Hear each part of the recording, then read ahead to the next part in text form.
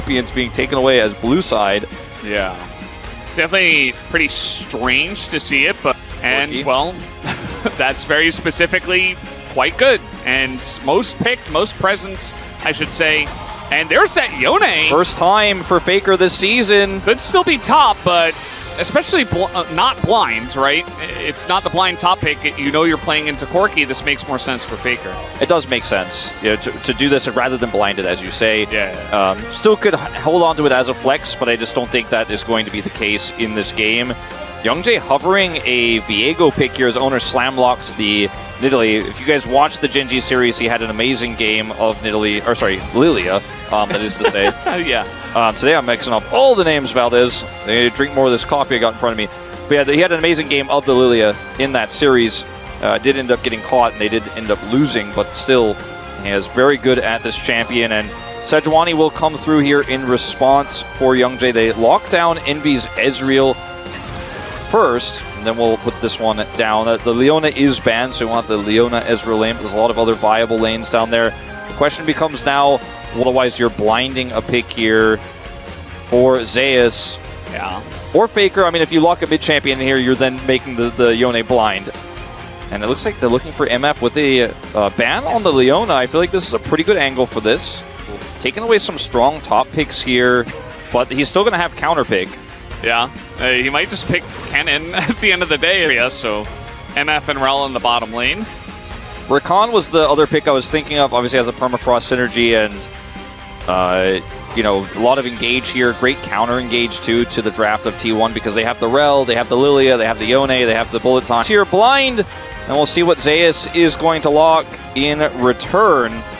I mean, or it still could Faker. Just be Yone yeah. in a top lane, but at the end of the day, I'm not sure you really want to play that into Kennen, so feeling just like the Kennen-Gnar handshake. I think the Gnar in this draft, with all the other frontline they have in terms of engage, is pretty strong, but it will be the Sylas to come through, so likely we'll just push that Yone. So interesting to see this. Sylas is not really in a great spot right now in terms of his power level. Has been significantly nerfed. I mean, it was reworked to make him more of a brawler, but that doesn't really suit how this meta plays out. Could steal the Kennen ult, could steal the Rakan ult. Sejuani ult, some value there. Yeah, I mean, there's good ults to steal. I do worry about this laning phase, though. It's not like you picked it into a Gnar where you're like, okay, I'm going to be better every which direction. Let's jump out of the rift for game number 1.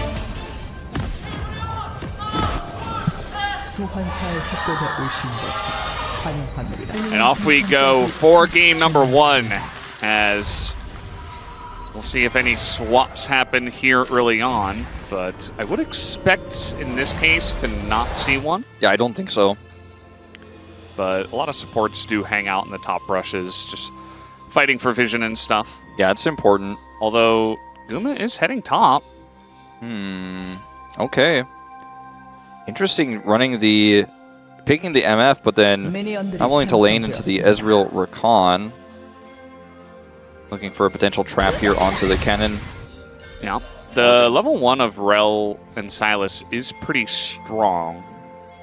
But let's see what they decide to do with this. It looks like a late invade, actually, into the blue buff. Yeah, we'll scan wards here as the buff spawns. It won't actually commit to contesting it or anything like that, and just going to be a... Oh, there's level 2. Okay, he's got it. So, but Keria is here. As I mentioned before, you know, it's just a support. As Guma also will pick that one up himself. I mean, the Miss 4 bot gets exhausted, and Guma's just so strong right now. He's got knock up there. It's not what where you want to be as Rakan, and he is just going to get absolutely smashed. And up here in the top lane, Youngjae looking for a pick, but owner's here as well. Oh, but the flash on in, Zeus has to flash away. It's one auto away, but he gets out just barely. Yeah, that's going to be pretty significant. Right, yeah. Doesn't matter that it doesn't look very, like it doesn't look like the right way to go. It still is successful. All 3, especially with the wackiness in mid lane. Owner not really heading towards there at all. Looks like he wants to secure an early Drake for the team. And we talked about like Faker not playing Yone. Not to harp on this too much for him, but that game we mentioned, I didn't realize this was the only time he's ever played Yone. Wow. The only time. So again, something that if you're a T1 fan, you're pretty aware over the years, depending on the meta. Everfrost, right? Oh, wait. Rod of Ages, right? Oh, wait. Yeah. Early Hextech Alternator. I don't want to guess too early, but... We don't see a lot of top Sylases in our league, so... It's going to offer him some more damage here in the lane if he hits Morgan, which is a challenge. Yeah, I mean, if you think about it, if he's trying to be, you know, the rat clone. Yeah, no, I mean... like mini-boss or arcade Corki. Is that what it was? I'm pretty sure that's what he played. I don't know what this one is, though. All right, Morgan. Very cool, though. I kind of want it. He has a really nice angle here, and will be able to stun Keria and push him away. I don't think T1 wants to force a fight here without Faker having prio into this cannon, but they're grouping. Yeah, it seems like they really don't want to give it away. As ult into Envy, he is so low. And one grub already going to go over to the Rakan, but T1 do take control of this area. So 4 grubs over to Bro. They're going to like that. Whereas T1 will only get the 2. The money he has. Yeah, I mean, he has a BT already. Envy is just trying to catch these. I don't think he gets... this is really risky, but he's going to be able to try to get this cannon. Don't do it, Envy. Yeah. Zeus is like, oh, huh. Well, okay, I guess I'll back away from this one, get some wards up. And we do see Young Jay still shadowing towards the top side. Will be spotted here. He's only got Keria on the top side of the map as Bro look for this one, but he is going to throw it out as the other Kennen ultimate comes out from the Kennen, and Zeus is going to live, and now Keria comes in. Zeus does go down, but Keria will trade one back. Meanwhile, Owner's just taking a Drake. And Palu not able to impact this play at all, and in the bottom lane, he is completely controlling this, and Palu's just late on the play, has level 6 now. But Keria comes over and saves the day. Really well played by Zeus as well. The timing of the ultimate there. Sure. So Yone is definitely one of those picks that's hard to lock down, but they are able to do it with the Rakan and the Sejuani. But will they dive and get the kill? No, they will not. Faker just flashes that one off. And it's a huge committal for Bro, and they don't... Worries up here. Owner is also getting the Rift Herald. Gold is on this Misfortune. And the T1 fans given a big clap as that Herald is secured because... You know, ever so quietly, you know, we talked a lot about the MF. I feel like Owner as well is really beginning to chunk. As Zeus is going to get dove again. He has Kennen ult again. This is not an easy dive, but maybe this time they get it. But all 3 members are stunned under the turret as Zeus finally goes down. As Faker trying to get this punish onto the Kennen. Morgan very, very low. And he's just not going to throw an ult in. Just rebinds as Morgan barely gets away. Small amount of health. If he gets like one more auto in there and then rebinds, that is enough to kill him. Faker, I think, thought he had enough there, but again, obviously isn't going to be ulting to chase. And ends up being the second death here for Zeus in this game. Very expensive on the side of Bro. They end up losing the mid turret. IE, by the way, finished a while ago. I mean, like over the last minute and a half or so ago. And they're going top again. Hey, it was the way that we saw the last series almost go away from D+, and now Bro's taking this here against 3, especially when Fate's in a really nicely farmed spot himself and has that Trinity Force. Can he do anything on this Ezreal just because he fell behind and then he's just been left alone in the lane against Guma over and over and over again? Yeah, I think that as Fate, so not going to be able to quite get it, but if they hadn't reacted quickly, might have lost it. As we do see Zeus rotating up as well. T1 are going to use this Herald very late to guarantee this turret, which is significant for Baron takes, BT. And, you know, Bro are really just... This is a classic sit back and scale Bro game. I hope it's not going to be a sit back and lose situation, because they have not made too many proactive plays outside of classic water. They just cleared the vision. They've got a teleport ward here. T1 do. They are going to send the Yone strength angle. Is going to go on an even longer one. Yeah, they want to turn here, but Young Jay's at 30% health. So, yeah, T1 are like, yeah, you're not fighting. So, and Bro are like, oh yeah, that's true. We're not fighting. Envy, don't go in on that. That's scary. Hey, he did some nice damage in Ikaria. Palu looking for the angle. They found Oner on the left side. They still have the cannon on the flank. The flash comes out from Oner, but will he get away from this one? The True Shot Barrage will land, and so will the Q. And now we got Keria in a really rough spot as well. Guma super low as he will be taken down. Nice ult from Faker, but it only hits Young Jae, and that is not nice at all. Down he will go as well. He's so low, the flash comes in from Fate. And at least, you know, Faker gets away with his life, but man, that is a fear for Bro to come back in this game. Absolutely. Gold lead here significantly diminished. Zeus caught the cannon ult. He's looking for something, and he's going to find it. That is gigantic. I thought he was just going to go for the backing Sejuani, but that was not cool in the end. Yeah, it looked really cool in the first one. The second one looks very scary, and then it's hard to outcool the Bros. I mean, I understand. He's just really trying to make up for some lost time. And damage numbers will still be valuable for them to also get the Elder spawning. As Envy's going to try for the steal. It's going to cost them a lot of Baron control. They still have this Scuttle Crab. Can't see the cannon, though. Yeah, I mean, they could start it, but at the end of the day, he will be channeled by Fate, but can he get here on time? The True Shot Barrage does help do a bit of damage here to Zeus. Can he get out? He's going back in. He's got MF up the kill onto Zeus. As a kind of crazy fight in the bottom lane. Morgan decides not to flash there, and I think the idea is potentially thinking either A, he's going to get out of there, which I don't think he ever really was, or B, just thinks the flash is going to be more valuable for the Elder fight in 90 seconds when he does respawn. He will have his ultimate back up and available there as well. So Zeus now down flashes Envy. Is going to avoid this. Yeah, just trying to get some harass down onto Envy. Another bowling ball is going to hit. And, you know, it is going all the way of Bro. In terms of wave clear, I feel like the Corki and Ezreal are going to be pretty fantastic at doing that from a safe distance. As here goes Faker in on a Morgan, who is going to take a huge chunk already. Going to spot him on the flank, as Faker, though, is going to get flashed on, and he gets away. Palu not able to connect onto the Yone. Faker down. Start up the Dragon here for T1. Faker down flash, I was going to say, but not ult, and then that happened. So he's down ult as well.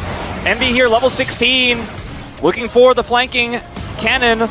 Morgan's coming over on the left side. Can they sandwich T1? Zeus holding guard. I don't think they can get in. Young Jae gonna get this one started, but Keria on the counter engage, catches two, and Fate and Ezreal here. Envy just both get clobbered on the backside of that one. T1 absolutely clean up. It's a triple for Oner. And it's just a disastrous fight for Bro. They put the cannon so far away. And in T1, we have the easy one, win the fight, win the Elder, and we'll take game one. Pretty slow and steady wins the race here by T1. As Palu is the only one who can watch on as the Nexus falls.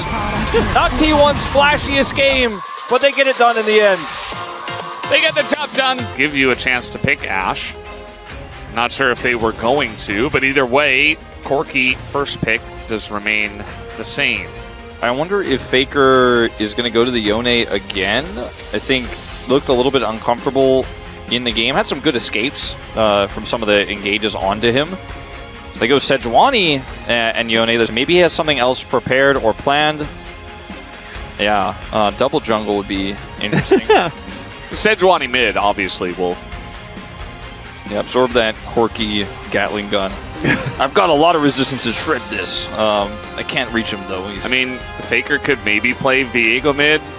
There was a lot of nodding, so I was getting a bit worried, really trying to grasp at straws.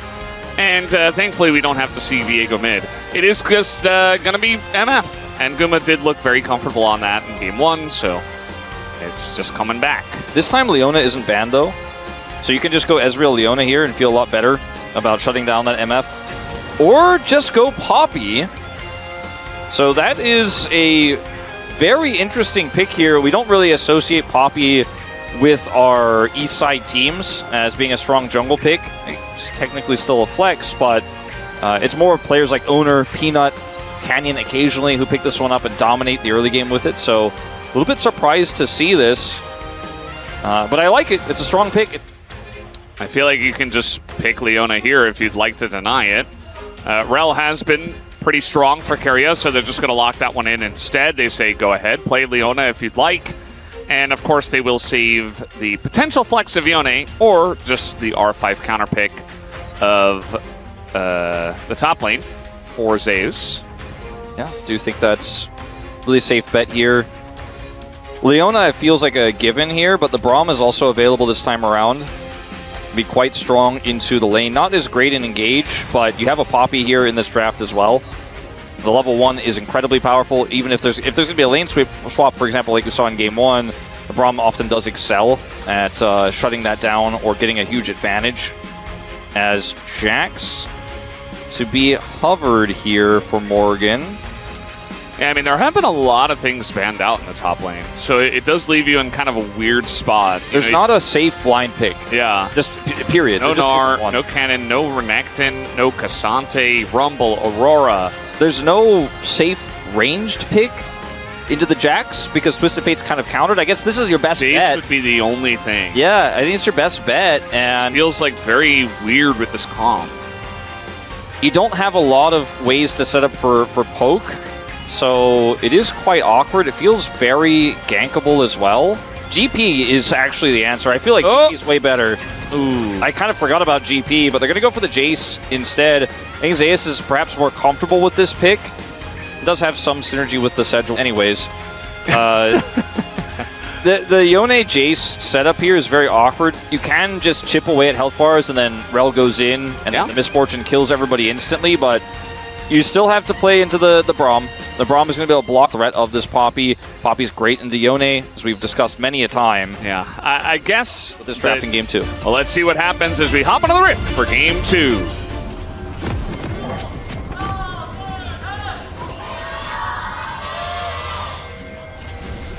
소환사의 협곡에 오신 것을 환영합니다.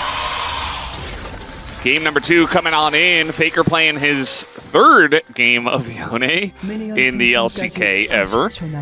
As was mentioned before, if you missed it, his first game was in 2023 spring into Zeka's Kassadin. Yeah. And it lost. And his second game was the first game of this series. That's where I think you have to be versatile enough to play it if you're going to be a top contender in playoffs. Great ward setup here with the Braum. They can use the level 1 to get this line of wards. They have full vision on lane swaps, on where the jungle is going to path. I don't think Guma can skirt this. Will be seen. Right? Yeah, there's just no way to get past those 2 wards. I got tricked by the toggle, though. I was like, I'm pretty sure they see him. There's no way he actually went through there. I know he's hesitated for a moment and is then seen. So they're very aware of this. So where's Morgan? Greater plans. He's just going to stop the Sejuani from jungling. And but we'll be able to take this dragon as well as Fate laning well into Faker again. Yeah. Just quirky things. Also, we did have Paulo making his way up, so Faker eventually just realizes, well, I got to get out of here. I don't remember if he did it in Game 1 as well, but he took first strike here in Game 2, so he's going to have some additional income into this melee matchup. So Corki's 2-item spike should be relatively accelerated because of this. I do like to see that. And pay no attention to the level 6 advantage here, because it is Jace. But going to be the Jax being able to trade anything back as Owner shows up. As level 6 himself. Pay attention to this level 6. How did he has assignments over to Zeus though instead of Guma, like we saw in Game 1? Yeah, I mean, Owner did such a great job with the vertical jungling as Envy's in trouble. And he's taking a whole bunch of damage. They push him out before the dive even really begins. Yeah, I just think that's done. There's no way they can make anything happen here. They lost the wave. Risky situation, especially if Guma is close to 6. I don't think he is. Envy just hit his. Yeah, not quite. Guma's going to back away from the duo as he still has his flash. Is now being commit to here. They do just trade 1 for 1. It's hits left in that bottom lane. I think the last sliver of health there on that second plate. And did have that level 6 for the gank. As this is scary. Yeah, just stand in it behind the door. But man, they did quite a lot. It's now Envy trying to peel here as we do get the flash away from Young Jay. Very scary moment there on both sides. Keria does go down, but it's a trade. We've seen this before, and MF just getting plates by himself. Yeah, and that is Zeus getting plates by himself in the top lane. Jace will get all of them. Yeah. And, well, a little bit of a flurry of attacks in the mid lane. But at the end of the day, this 1v1 is going to happen once again. Guma doesn't have his ult, actually. He's taking a lot of damage already as Envy is looking at... And Envy might look to push the issue here, as here comes Palu looking to land a Q of his own, and it's just going to be Envy and also an assist given over to Palu. Yeah, Envy just sees blood in the water there. Knows Guma doesn't have ult. Envy going for the cleanse as another stun is going to land, and that is just easily collected by Zeus, who is quite fast on the Jace. As now Palu's like, wait, where is everybody? Why am I here alone? What happened? Where am I? He is dead. That's a double kill now for Zeus, who has 3 in the game. Oh, where am I? Where are we? It's all very confusing. I told you guys the brew was coffee, so, you know, I feel like I should know where I am, but I'm looking at the game state here, and I'm not 100% sure. Zeus is getting more plate gold. It was only on the map there, and where the players were missing. As it's 3 kills for the Jace, and Morgan is really... It's been really rough for Morgan. Like, he was down there, he was helping push, and he's like, all right, now I'm going to lean against the Jace. And ever since then, it's been really rough. As now we get another engage. It's another Chemtech Soul. Man, is Ox sleeping over there? Like, what's going on? Very sad. Anyway, we'll see if either of the teams care about it this time. I think that they will not care that much about it, especially considering it's a 1 Drake split apiece. But, you know, T1 have Bro exactly where they want him. I mean, this Jace, we were talking about how it doesn't suit the comp, but it's so far ahead that it can kind of just do whatever it wants, because it just takes away like 1/3 of anyone's health bar when a Shock Blast connects. And as you can see, a big group up here for Bro, as they are going to be able to guarantee this turret. Morgan is just being left on an island in the top side and doesn't have a turret there. As going to see any commitment to anything here. The Observers are scaring us with the vision toggle. Is somebody hiding behind? Long-term Gambit, as this is a Corki with Flash, so we'll see if he can get out of this one. Yeah, he just, well, presses his Flash ability. In my game 2 of Bro versus T1 Round 2 2024 LCK Summer? They just don't really have a good answer except bringing the whole team over to stop it, which this time they have. It comes in from Palu, and now Faker's going to get a big engage, does get hit away, but now has to come back. Very awkward for him, but he still has his Flash, and now they're looking to turn it as the MF ult is going to get some nice damage down and really just taxi the rest of Bro away from this fight. As T1 still on the chase here, Zeus is gigantic. Really hit the Shock Blast. There it is, goes on to the Jax as Morgan, another one to fall. I mean, this game is essentially just a wash. I mean, it's a tough matchup for the Jax, but with the extra resources Zeus got and those early kills, I mean, I'm not saying top gap, but I am saying in terms of gold, there is a pretty easy to... Oh boy, Envy. He's in a bit of trouble. Oh boy, Keria comes out of left field, and down he will go as Faker gonna lock him up, and Palu also on the run, getting taxied down himself. And Shock Blast is gonna miss. T1 just have such great map reads. They have so much experience, right? And they are a top team in the LCK, even if they have stumbled a little bit. And by a little bit, I mean they lost in just 1 series. No shade on losing to Gen G, because everybody's lost to Gen G, but it feels like maybe the one person that Morgan could kill is Faker. I say, we're just happy with the kill. Yeah, it's Poppy ulted away. I thought perhaps he was going to go for the snipe play with his ultimate. And every time Bro have to look for one of these picks, they have to use more resources than T1 have to use. So look at this. Zeus pushing top. Well, oh, that's not going to work. Nice try, I guess, but yeah, I don't know. He's going to flash, and again, engage Bro. They're going to be able to get this bounty on this turret here in the top lane. But the gold lead here is just so massive.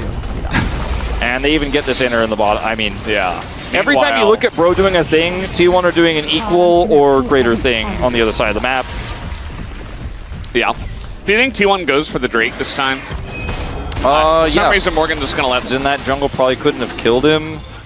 So it's not great that that charge does go off. It does mean the inhibitor is more exposed to a very, very strong Jace who could potentially be in the side lane. Has his Brutalizer now online. Looking for his Warmogs next. Looking for this turret here now is Zeus. Another turret for the Jace. More money. That's another question. That was a nice slow, actually. Make it rain onto 3 people. Guma is very much out of engage. Not going to help out Envy here as he goes down to Faker's max range ultimate. Going to land it this time. And that is 3 kills over to the side of T1 as they are really running away with this game too. They may have lost to Nomshim. They may have shaken their fans' faith a little bit. But in game 1 of this series, they were able to lock it up in a late game team fight on an Elder. Some good decision making leading up to it. In game 2, it feels like T1 is just back on the horse, Valdez. It looks like this team is crushing Bro the way you would have expected them to do if you looked back, if you turned back time to before that Gen G series, before the Nongshim series. Yeah. This is the T1 dominance that people expected when they saw the strength of schedule. And a win here for T1 all but guarantees, effectively, that they will be going to playoffs. It's not a similar, oh no. I thought he was out. I was like, man, Fate, you're okay, right? Okay, Flash away, actually, he's playing it very well. I mean, this teleport, though, means... Goes back in, and actually saves just kind of die. It's 1,000 gold to Corki, but meanwhile... Yeah, that's what I was going to say. The TP means, guess what? Inhib's down. This is Bro, like, every time you think they got a thing, T1 got more things. Again, Valdez. That has kind of been the name. That's this game. It's just they're getting out macroed because they're so far behind. Yeah, they have a more reliable gauge than the Poppy, like they did in game 1. Definitely feels like they took a couple of steps down in this draft, did Bro. And we're alongside of just, you know, the gameplay. Cryo on the bottom side. Soul Point is potentially on the cards. Oh, whoa! Did Bro even realize? They're like, oh crap, we gotta get out of here. What do we do? Gigan being bombarded by MF as everybody comes in. Faker now is going to join the fight, looking for the ult. Everybody backs away, and now Morgan's just going to be bullied in this front line, taken out as a lot of low health bars. We'll see if T1 do want to continue on this. Looks like they do. Envy going to dodge the shock blast. And he kept them at bay with that one. They did not have a fun time in the bullet time, and now with the teleport through, T1 looking to take a second inhibitor down and potentially even more. Super minions in the bottom lane, 2 of them stacked up here. They may be able to siege to end. Yeah, I mean, Zeus is level 15, and he's just kind of parading through the base right now, like just waiting for the mid-wave to come in and seeing if anyone's stuck around with low health. Oh, now, okay, there's somebody with low health. He just healed from the fountain, but now he's low health from your shock blast. Get something out of this, but they just will not be able to. I mean, T1 has nothing left to take. It's like a Chemtech Soul Point. There's no more turrets. Yeah, he almost dies. But there's no more turrets for them to grab. Like besides the top inhibitor, which is which is basically dead. So T1 are like, well, can we end? We kill somebody, we end. And then it just timed out, and he's like, oh. And then Morgan goes in. It's like, oh no, this just doesn't look good. It's disjointed, and the they bullet just run time phase first and do an MF. Yeah. And they're not done yet. They've got a TP behind T1. I mean, Faker is trying to end the game meanwhile. This is one way, I guess, to engage, as they are going to get Harriet out. That doesn't really do much. Here comes Faker. Is going to find the backlight. Guma's just going to ult him in the face and just put an end to this game number 2, as Bros have suffered enough, and T1 are back on the horse. They get 2-0'd, but now they 2-0 Bro. And they're looking back in form, as they will take this 2-0 tonight. 2-0. Game 1 a little rough around the edges. Game 2 a little bit more fun here from T1, but a much more dominant performance as Zeus lost.